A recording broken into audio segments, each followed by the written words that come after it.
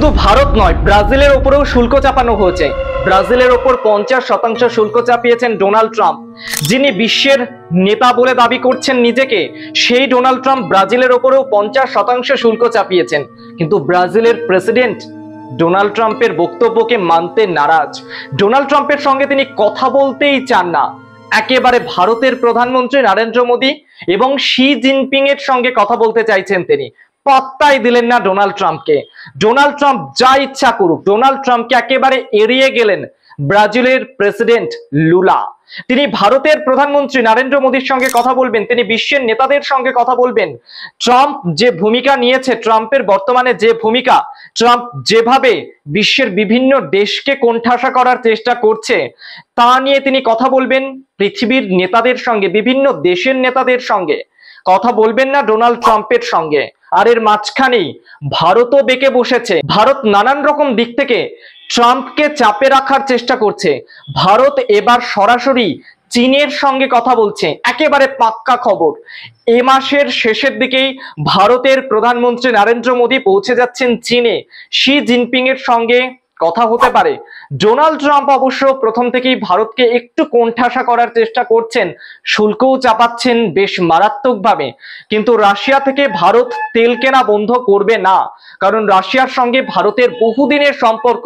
এই সম্পর্ক যে অতীতের। আর ডোনাল্ড ট্রাম্প কি জানেন যে ভারতের মতো বাজারে ঠিক কতটা পরিমাণ তেল দরকার, প্রতিদিন কত পরিমাণ তেল প্রতিদিন ভারতকে আমদানি করতে হয়? ডোনাল্ড ট্রাম্পের হয়তো সেই সব হিসেব নেই। ফলত রাশিয়া থেকে ভারত তেল কেনা, তা হয়তো আমদানি করা, তা হয়তো থামাবেন না, কিন্তু ভারতও পাশাপাশি হাতিয়ার করার চেষ্টা করছে চীনের বাজারকে।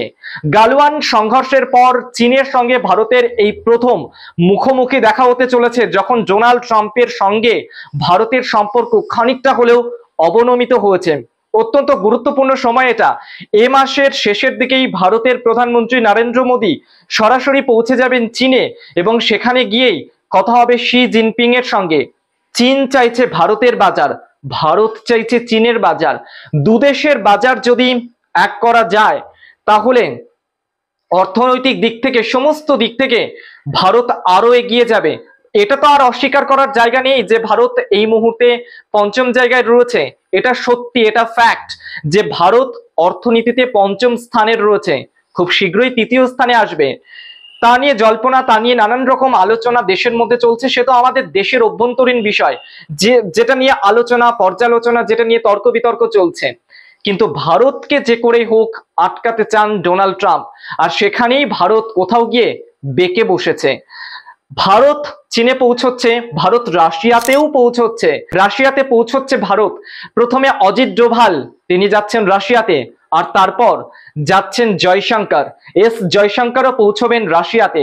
রাশিয়াতে গিয়ে বৈঠক হবে, রাশিয়ার সঙ্গে কথা হবে। যদিও রাশিয়া প্রথম থেকে ভারতের হয়ে গলা ফাটাচ্ছে, ট্রাম্পের এই যে দাদাগিরি, সেটাকে প্রথম থেকেই আমল দিতে চায় না রাশিয়া। রাশিয়া প্রথম থেকেই বলছে একটা সার্বভৌমত্ব রাষ্ট্র, সে কার কাছ থেকে তেল কিনবে, কার সঙ্গে সম্পর্ক রাখবে, সেদিকে নেতাদের নাক না গলালেও চলে। ট্রাম্পের নাম উল্লেখ না করে রাশিয়া প্রথম থেকেই যেন ভারতের পাশে। ভারতের সঙ্গে রাশিয়ার সম্পর্ক ছিন্ন হচ্ছে না, কিন্তু ডোনাল্ড ট্রাম্প যদি চান ভারতকে কথায় কথায় ওঠাতে বসাতে, তাহলে হয়তো তিনি ভুল করছেন।